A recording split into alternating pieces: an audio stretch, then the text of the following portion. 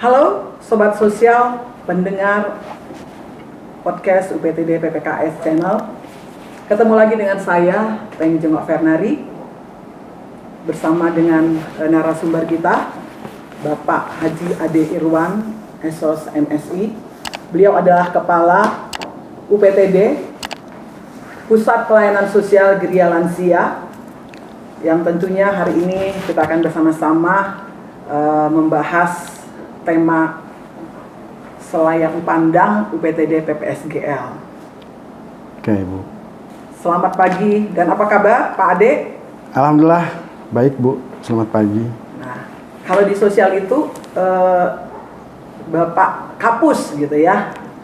Semoga dengan sebutan Pak Kapus ini semangat pelayanannya yang diberikan kepada lansia akan lebih terlihat nyata. Baik, tanpa berlama-lama, boleh Pak menceritakan sudah berapa lama Pak Kapus berada di Pusat Pelayanan Geria Lansia ini. Kemudian kita ingin tahu nih visi misi, tugas pokok, dan sasaran pelayanannya. Oke. Kami persilahkan Pak. Oke, terima kasih Bu Temi. Selamat pagi untuk mudah-mudahan ini bisa didengar oleh banyak kalangan masyarakat, karena mungkin kita nanti ke beberapa waktu ke depan akan berbicara tentang masalah sosial kemanusiaan, khususnya masalah kelansiaan. Diawali tadi dengan kehadiran kami, saya secara pribadi di Dinas Sosial. Mungkin saat ini sudah hampir 3 tahun lah Bu, saya jadi alhamdulillah sudah sedikitnya memahami lah tentang masalah sosial kelansiaan khususnya. Jadi kalau tadi Ibu bertanya tentang visi misi kami di lansia, kemudian apa yang kita lakukan tentang pelayanan, ya sebetulnya kami merupakan bagian dari satu institusi yang namanya Dinas Sosial. Sebetulnya Dinas Sosial itu menangani langsung itu ada 7 macam masalah sosial lah. Jadi mulai daripada balita, anak-anak, remaja, kemudian disabilitas, tunasusila, dan mungkin yang terakhir yang menjadi tanggung jawab kita sekarang adalah masalah lansia.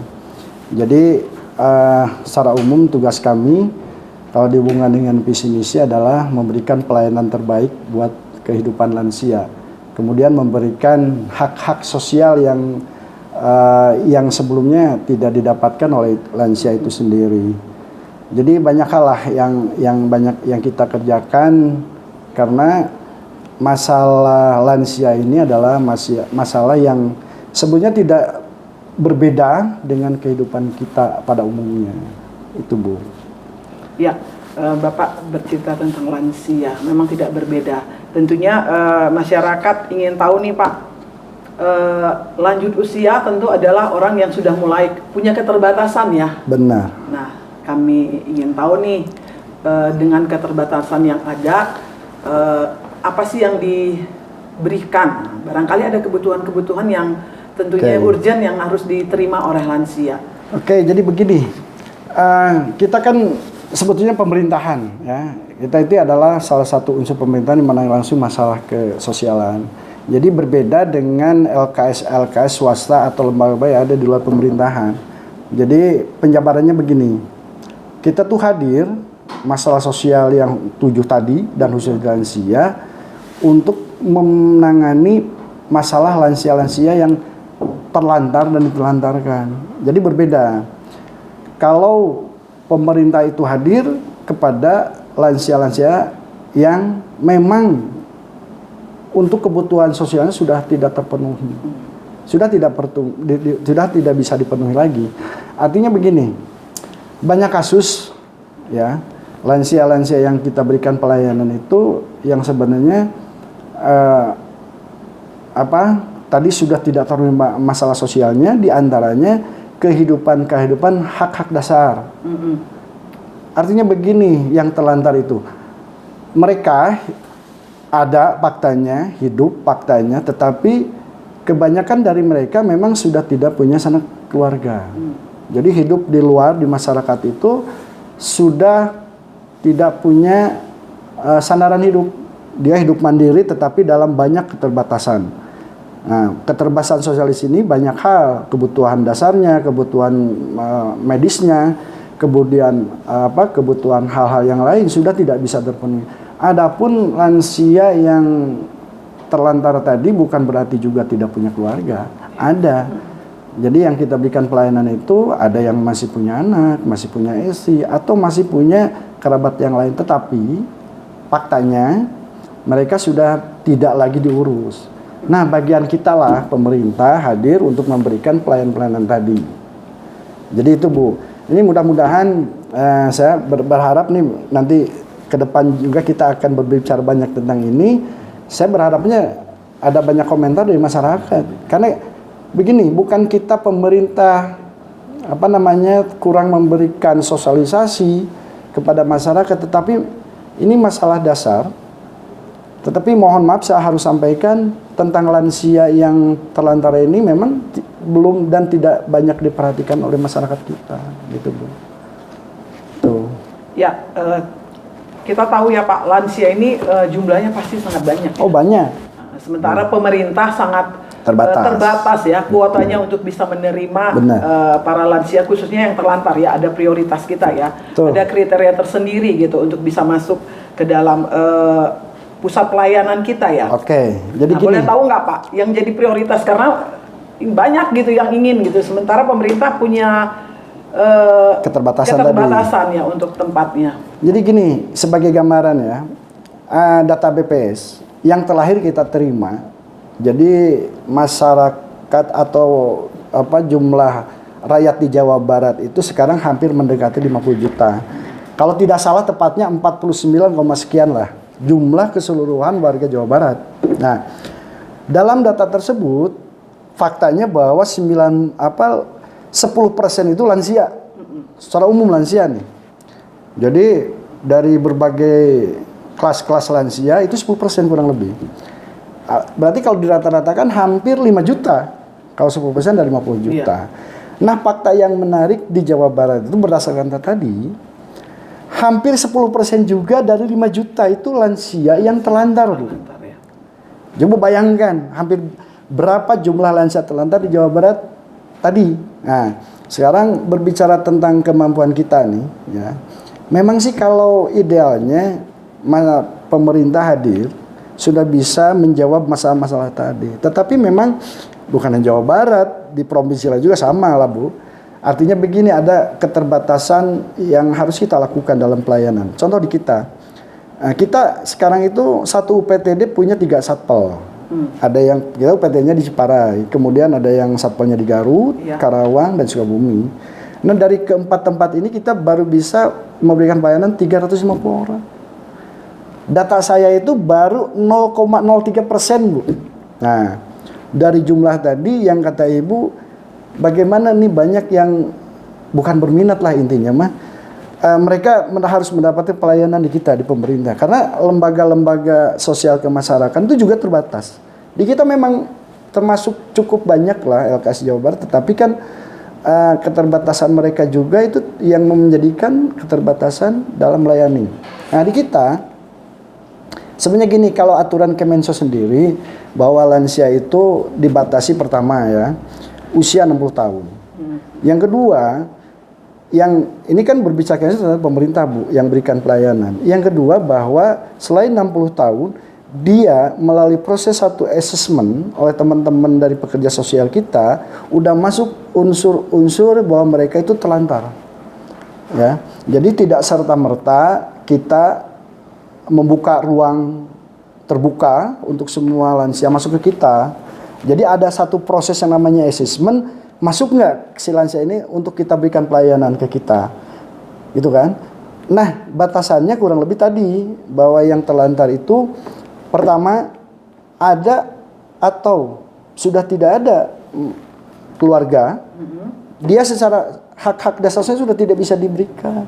Nah, otomatis kita harus hadir, kita berikan pelayanan. Hanya kendalanya tadi bahwa kalau dari jumlah data lansia yang sebanyak itu, kita kan baru 350. Tetapi ya saya sudah sampaikan kepada pimpinan Jawa Barat mungkin nanti ke depan masih bisa menambah kuota. Bisa saja yang sekarang Contohnya di Garut 70 bisa naikkan jadi 80 atau 90 atau 100 gitu kan. Nah, mungkin nanti ke depan gagasan ini sudah sampaikan ke pimpinan, mudah-mudahan jangan 350 lah. Karena saya optimis bahwa ini dari sarana-sarana pendukung kemampuan kita untuk pelayanan masih bisa gitu. Jadi masyarakat silakan saja, sehubungan dengan tadi itu banyak yang berminat, sebenarnya bukan berminat tetapi mereka harus punya tempat untuk hidup yang layak normal. Dan kitalah pemerintah sebenarnya harus hadir gitu, Bu.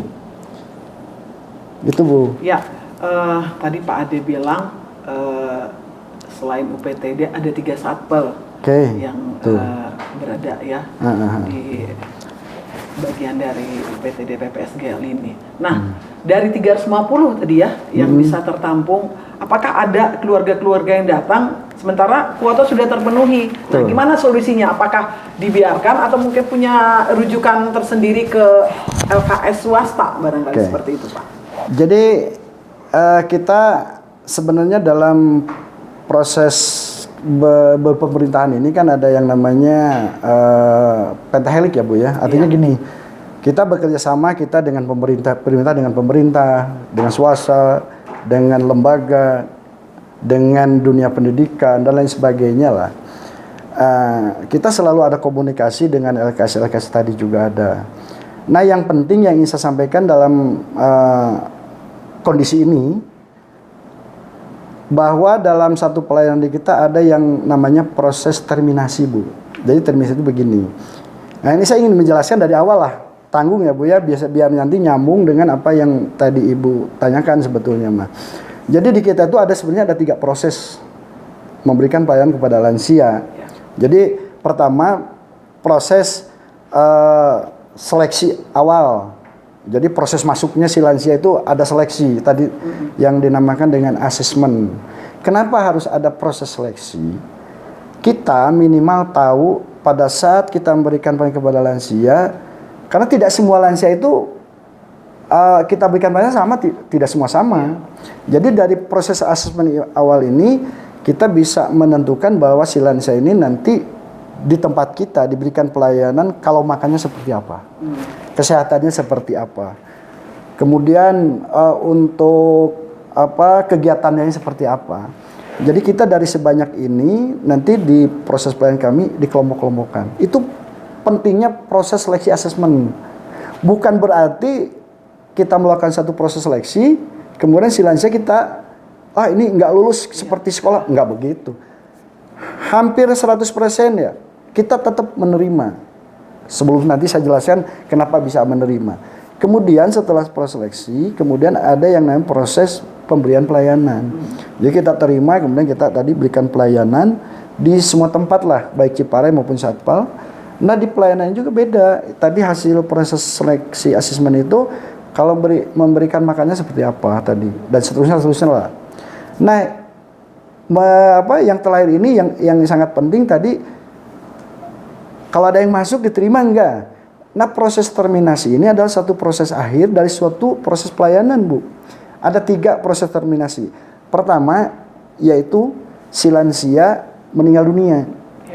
Karena dengan keterbatasan kesehatan, dengan usia dan lain sebagainya, ya saya berani menyampaikan bahwa ya itu kan usia takdirullah sebetulnya, mah. Tetapi kalau lihat syariatnya di kita juga hampir bisa dikatakan setiap bulan ada yang meninggal dari 4 tempat ini, gitu kan. Nah, ini memungkinkan pada saat meninggal dunia lansia yang baru bisa masuk, gitu. Nah, yang kedua, terminasi yang kedua adalah proses mutasi. Proses mutasi begini, bisa saja dari tempat kita dipindahkan ke tempat LKS swasta. Atau tadi di kita ada punya 4 tempat, bisa dari Garut ke Sukabumi atau sebagainya. Kenapa kita lakukan proses mutasi? Banyak faktor, Bu. Jadi proses dari terminasi yang kedua itu adalah mutasi tadi. Ya. Jadi mutasi itu bisa kita dari satu tempat ke tempat lain dalam area yang sama. Contohnya kita di tempat-tempat bisa pindah ke Garut, ke Sukabumi atau apa. Ini sesuai dengan kebutuhan si lansia itu sendiri. juga ada proses mutasi antar lembaga, antar pemerintah. Contohnya kita sudah melakukan proses mutasi ini ke Jawa Tengah, Jawa Timur atas permintaan si lansia itu sendiri, karena mendekati layanan yang kita berikan, si lansia ini kita kembalikan ke keluarganya. Di awal tadi saya sampaikan bahwa sebagian juga masih ada keluarga, masih anak, istri atau suami ataupun famili, Bu. Maksudnya begini, jadi pada saat si lansia ini, pada saat dulu kita masuk melalui asesmen, sambil proses berjalan, kita pelajari masalahnya apa nih dengan yang masih punya keluarga. Nah, kita cari celah masalahnya di mana, bukan kita masuk untuk intervensi masalah, tetapi kita mencoba ini menjadi mediator kita antara si lansia dengan si keluarga. Keluarga ini kan bisa anak, bisa istri, bisa suami atau famili yang lain. Nah, itunya biasanya kita punya celah, peluang untuk bisa mengembalikan atau reinvestasi keluarga.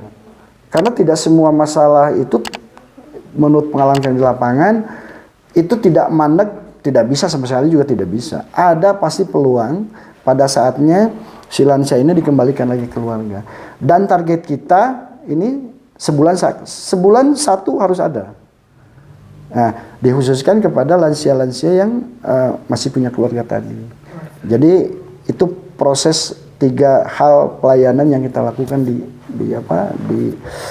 gereja kita gitulah, Bu. Iya, dari pelayanan yang diberikan barangkali ada ini Pak, pelayanan prioritas atau jadi unggulan lah gitu ya. Oke, kegiatan sehingga unggulan. bisa jadi mungkin pelayanan yang terarah, terpadu, berkelanjutan bagi lansia ini bisa menjadi satu apa ya? Barangkali contoh role model gitu bagi lembaga kesejahteraan sosial baik pemerintah maupun swasta barangkali situ.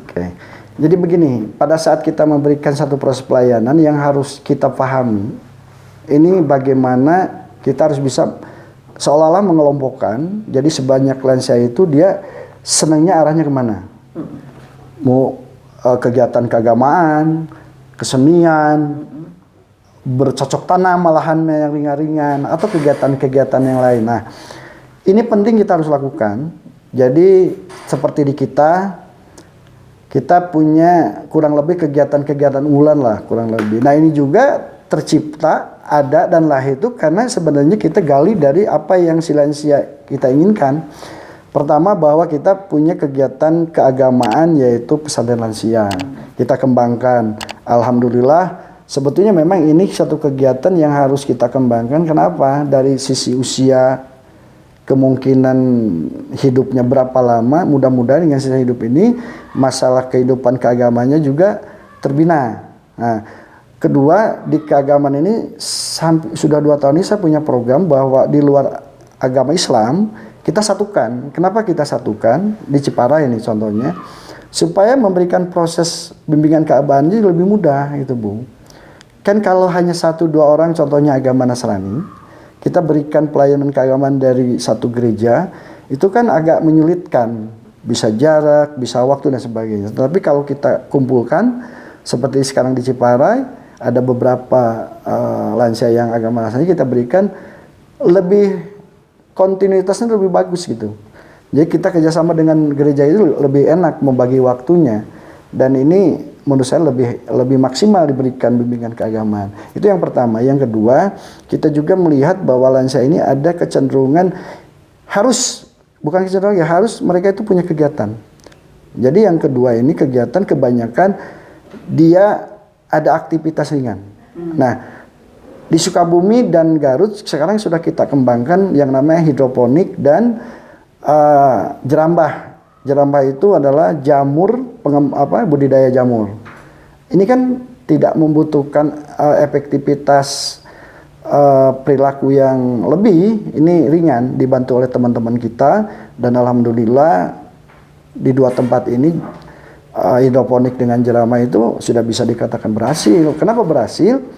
Ada aktivitas lansia tetapi menghasilkan secara ekonomis. Artinya dikonsumsi sendiri juga bisa dijual. Nah, hasil dari penjualan ini memang kita awalnya diberikan dulu modal ala kadar, tetapi dengan hasilnya yang ini bisa menghasilkan buat si lansia sendiri. Nah, kemudian hampir di semua tempat kegiatan-kegiatan yang sifatnya umum dari kesenian dan lain-lain itu kita pasti ada lah. Intinya begini, bahwa kegiatan yang dianggap tadi menjadi role model ini juga ada kegiatannya sifatnya umum lah gitu Bu. Intinya bahwa si lansia ini perlu ada bergerak, perlu ada mengeluarkan satu imajinasi yang masih dia bisa keluarkan, tetapi tersalurkan gitu Bu. Itu di kita tuh. Ya, pelayanan tentunya sudah ada program yang jelas ya untuk menjadi satu rutinitas bagi lansia yang ada di sana. Iya, nah, dari sekian pelayanan yang diberikan itu Pak, kira-kira kita ingin tahu nih, ada nggak yang membuat satu cerita yang unik gitu ya, yang bisa menjadi pesan buat masyarakat gitu, bahwa pelayanan ini untuk lansia ini penting banget gitu. Iya betul. Jadi gini Bu, saya mempelajari tentang masalah lansia ini sudah cukup waktu lah Bu ya. Jadi mungkin yang dimaksudkan Ibu, apa sih kira-kira peran kita masyarakat terhadap lansia gitulah mungkin. Jadi ada banyak hal yang menarik tentang lansia ini, apalagi kita masalah lansia yang telantar Bu. Ternyata bahwa hal yang menariknya adalah terutama bagi kita sebagai anak lah, terutama kalau menurut saya. Karena kalau disimpulkan dari kasus yang telantar ini tidak bisa anak juga yang salah 100%. Atau si bapak atau si ibu juga yang salah 100%. Artinya ini ada satu simbiosis mutualisme dalam satu keluarga, dalam satu permasalahan itu maksud saya. Tetapi yang harus kita garis bawahi itu bagaimana peran kita sebagai anak, sebagai anggota keluarga pada saat bersama. Sebab apa yang terjadi kalau ini ada diskresi masalah di dalam keluarga yang ujungnya tetap ada ketelantaran. Nah setelah terjadi ketelantaran inilah sebenarnya kalau saya analisa sebagian masyarakat ya mohon maaf banyak kasus apatis juga kita. Tapi saya maklum kenapa? Jangankan untuk peduli sama yang lain dengan kasusnya, kalau misalnya masalah dasar kebutuhan dasar ini sudah termasuk kasus yang hebat, yang berat. Masyarakat juga dengan berbagai masalahnya, maksud saya itu anggota-anggota masyarakat ini kan juga ada keterbatasan. Jadi maksud saya bahwa ketika ini terjadi, kita yang pertama tadi anggota keluarga harus bisa menyelesaikan masalah sebelum terjadi ketelantaran. Yang kedua, si masyarakat apabila terjadi satu ketelantaran, ini banyak di masyarakat kita juga tidak apatis juga, artinya gampang hadapi masalah ketelantaran ini tidak dengan harus dia yang harus memberikan pelayanan. Pemerintah kan ada lapor ke RT, ke desa, ke kepolisian, ujung-ujungnya Pak nanti pasti kita yang menangani di tahap akhir, gitu kan? Jadi si masyarakat sebaiknya menumbuh kembangkan kepedulian sosial. Kan banyak di kita, banyak kasus maksud saya juga, tidak semuanya apatis, tetapi pada saat yang masyarakat apatis, tolong sekarang ada kepedulian yang tidak harus menjadi eksekusi pelayanan sih sebetulnya mah. Tapi dia menjadi mediator antara si masyarakat itu dengan kita pemerintah tadi. Ya tadi bisa melaporkan ke RT-nya, ke desanya, atau ke polisiannya gitu Bu. Poinnya itu Bu. Nah, jadi benar ya pelayanan terutama tadi ya kebutuhan dasar dari hidup manusia. Hidup ya seorang lansia khususnya namanya lansia kan tentu dia butuh makan, minum gitu yang tentunya agak sedikit berbeda dengan kita yang manusia yang muda lah, masih muda itu masih bisa kita cari, sementara lansia tentu dia harus ada dipersiapkan lebih baik lagi. Betul. Nah seperti itu. Nah tadi pesan Bapak ya mungkin peran masyarakat bekerja sama dengan datang ke pemerintah. Pemerintah kan sudah punya institusi ya atau lembaga kesejahteraan sosial yang akan bisa memberikan jawaban dari kebutuhan lansia itu. Nah 3 tahun nih Pak Ade ada di sana, boleh tahu suka dukanya baik secara pribadi ya teman-teman yang ada di sana gitu. Berbicara suka duka sebetulnya mah buat saya itu banyak sukanya. Kenapa? Jadi sebetulnya buat saya pribadi adalah momen langka. Jadi saya ditakdirkan dalam, ya kita kan sebetulnya mah aparat pemerintah ditakdirkan untuk kecebur dalam masalah sosial ini. Jadi kenapa suka? Jadi saya sekarang lebih terbuka. Mindset kita, perasaan kita lebih terbuka. Kita kalau dihubungkan dengan agama, rasa-rasanya kita tidak punya alasan untuk tidak bersyukur. Kenapa? Ini menjadi kesukaan saya tuh kenapa? Loh, di luar sana tuh ribuan atau jutaan orang-orang yang tidak bisa menikmati hidup yang selayaknya gitu, Bu. Nah, buat saya itu menjadi suka. Kenapa? Saya menjadi lebih terbuka hidup ini. Lebih bisa memaknai hidup ini sehingga kita di satu titik bahwa hidup ini pertama tidak harus disia-siakan, yang kedua harus pandai bersyukur, yang ketiga harus punya simpati, empati kepada sesama. Nah, kalau dukanya apa ya? Pada saat kita harusnya memberikan pelaksanaan. Jadi gini, hidup si lansia itu sebenarnya tidak berbeda dengan kita. Kita hidup, butuh hidup, dasar ataupun tambahan. Si lansia juga sama sebetulnya. Nah, pada saat kita dalam beberapa beberapa hal ada ketidakmampuan kita untuk memberikan, mungkin itu menjadi kurang enaknya buat kita. Kenapa? Karena kita bayangkan ini orang tua kita yang seharusnya diberikan ini, yang memang perlu, tapi di saat bersamaan kita juga ada keterbatasan. Itu kan? Nah, itu mungkin yang kalau menurut saya dua hal tentang saya senang dan tidak senangnya di tempat itu gitu, Bu. Itu. Iya. Kalau tentunya suatu saat kita juga akan jadi lansia ya Pak ya? Ya, pasti itu. Nah, jadi apa yang kita buat saat ini, walaupun mungkin saat ini merupakan satu tugas dan kewajiban kita, namun paling tidak ada keikhlasan dari kita bahwa suatu saat saya akan seperti ini. Kalau saya berbuat sesuatu dengan tidak ikhlas, apakah nanti saya dapat juga seperti itu? Nah, jadi gambaran barangkali Pak ya. Jadi kalau saya sebagai manusia bisa menghargai, bisa menyayangi, mengasihi lansia yang sekarang ada di PPSGL, kita berharap suatu saat juga Tuhan akan memberikan bagian kita seperti itu. Itu yang mungkin saya bisa sampaikan. Gimana Pak? Kayaknya ini closing step apa? Ya, mungkin sebagai closing statement Pak. Saya bisa bilang ini closing statement begini ya.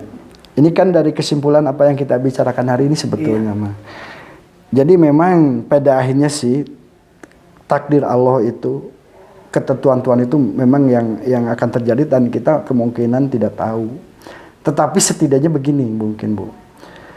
Apa yang akan kita rasakan di kemudian hari, sebenarnya apa yang kita lakukan hari ini.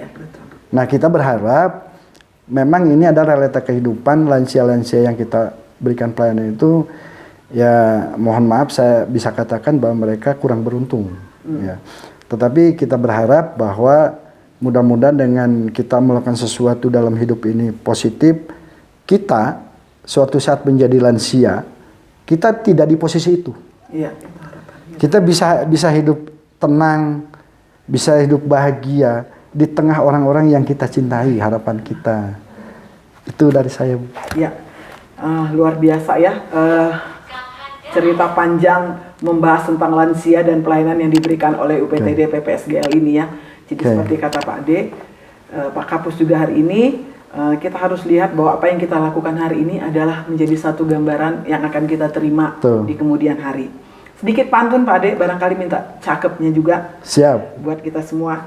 Cari peti di tengah gua. Cakep. Guanya gelap tiada pelita. Cakep. Mari berbakti kepada orang tua. Cakep. Sebab tanpanya kita bukan apa-apa. Wih, mantap. Luar biasa. Sobat sosial yang telah mendengar podcast kita UPTD PPKS channel ini, jangan lupa muncul tombol tekan like, comment, and subscribe sehingga nanti banyak yang bisa memberikan komen ya dengan podcast kita hari ini. Sekali lagi terima kasih buat Pak Kapus, Pak Ade Irwan yang telah memberikan banyak cerita tentang pelayanan yang sudah ada diberikan oleh pemerintah melalui UPTD PPSGN Ciparai. Mungkin itu Sama-sama. yang bisa kami sampaikan. Terima kasih. Sampai ketemu lagi dengan podcast berikutnya.